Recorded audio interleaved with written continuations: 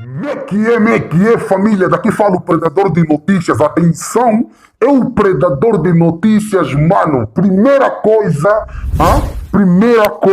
se inscreva no canal, família.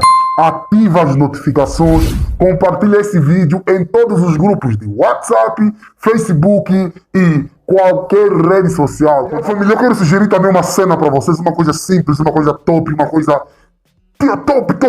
Vai na descrição do vídeo, tem lá o link do Instagram do Predador de Notícia, o link do Twitter do Predador de Notícia e o link do Instagram do canal MSTV. Então, sem mais delonga, sem mais blá blá blá, vamos para o que interessa. E a família, como vocês estão a ver no título, é isto mesmo. Manuel Vicente é o ponto fraco de João Lourenço na luta contra a corrupção. Isso e muito mais você acompanha aqui agora no canal MSTV, a TV que chega até você, a TV que não bajula você, manega.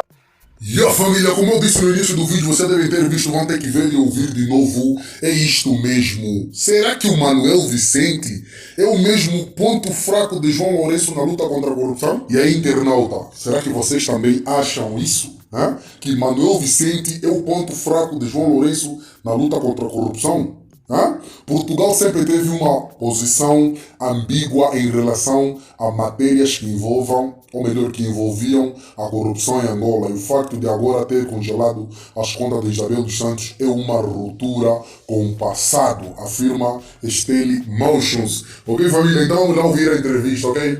Eu também acho que Manuel Vicente está a ser usado pelo João Lourenço, entendeu?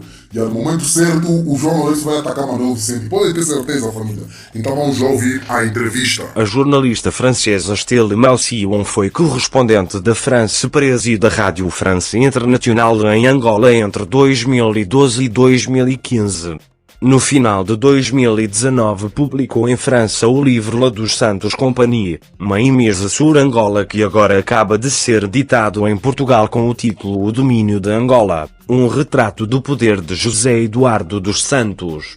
Em entrevista por escrito ao Negócios, considera que João Lourenço tira vantagens da sua oposição à família dos Santos no plano político e da comunicação, mas alerta que esta ruptura ainda não é suficiente para mudar as mentalidades e acabar com a impunidade. Em paralelo, Estelle Motions, atualmente jornalista na Jeune Afrique, diz que o ex-vice-presidente de Angola, Manuel Vicente, é o ponto fraco do atual presidente angolano na sua luta contra a corrupção.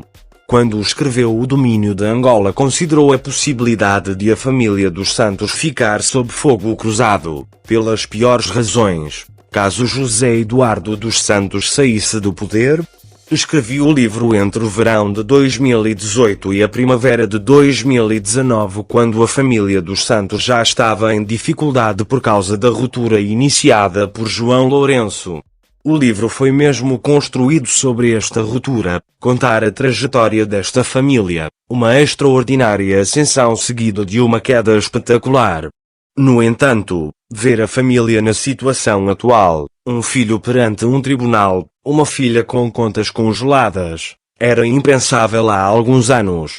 A trajetória da família dos Santos é uma lição sobre a fragilidade das situações de poder.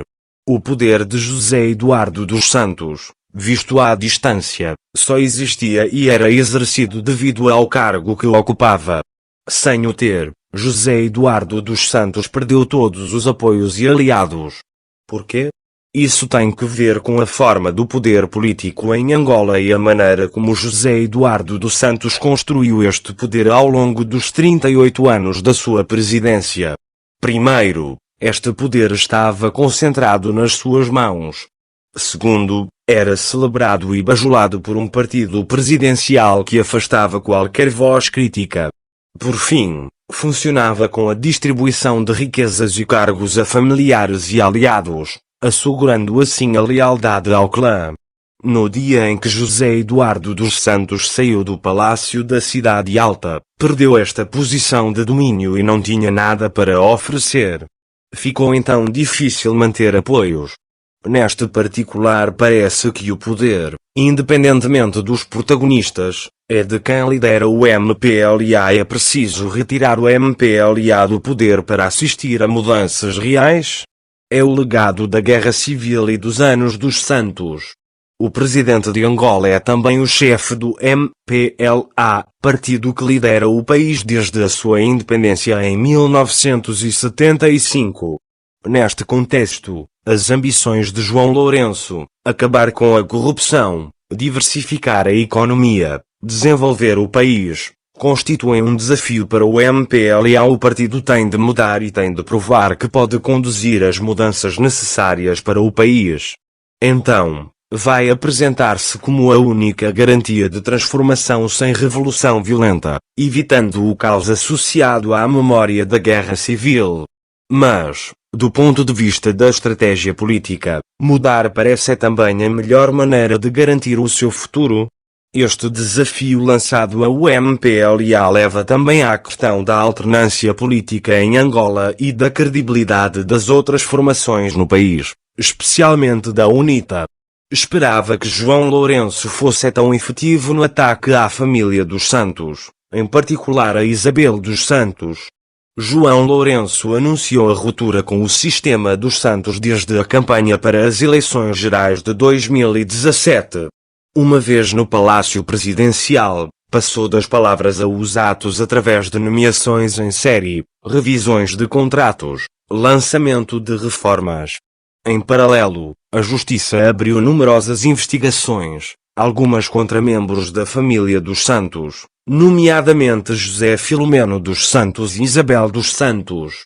O efeito, que foi bastante forte em Angola, tomou uma dimensão internacional no início do ano com o Luanda Leaks. Esta projeção a nível mundial reforça internamente a posição de João Lourenço. O poder estava concentrado nas mãos de José Eduardo dos Santos e ele era celebrado e bajulado. Esta trajetória de luta contra a corrupção é irreversível. A luta contra a corrupção permite a João Lourenço romper com os anos dos Santos. Oferece também uma resposta à pressão da população e de uma parte do MPLA em favor da justiça social. Até podemos dizer que, participando no desenvolvimento do país, vai no sentido da história. Assim, parece irreversível. No entanto, acabar com a corrupção é um combate de longo prazo. Vai demorar muito tempo para mudar as mentalidades em relação a este assunto, e pode ser motivo de tensão entre o MPLA e o presidente. Quais são os perigos que João Lourenço corre? Vejo 3 perigos. Primeiro, encontrar-se isolado na vontade de reformar e tornar-se num presidente autoritário. Já ouvimos críticas de uma justiça política, alegada prova da falta de independência do judicial em relação ao executivo, críticas que foram feitas ao regime de José Eduardo dos Santos. Segundo, perder o controle e o apoio do MPLA na luta contra a corrupção, tornando impossível manter a sua política. Por fim, depois de ter criado uma grande esperança no país, não conseguir apresentar resultados e gerar uma forte decepção internamente, assim como no plano internacional. Há quem critique João Lourenço por se focar apenas na família dos Santos. Como avalia esta percepção? A família dos Santos, por causa da sua antiga posição dominante no país, está no centro da luta contra a corrupção. Além disso, há um efeito mediático, a importante cobertura das dificuldades da família pela comunicação social dá a imagem de que a família é única sob o jogo da justiça. Não é o caso. Várias personalidades, incluindo o antigo ministro dos Transportes, por exemplo, tiveram de dar contas. Contudo, é de realçar que João Lourenço tira vantagens da sua oposição à família dos Santos no plano político e da comunicação.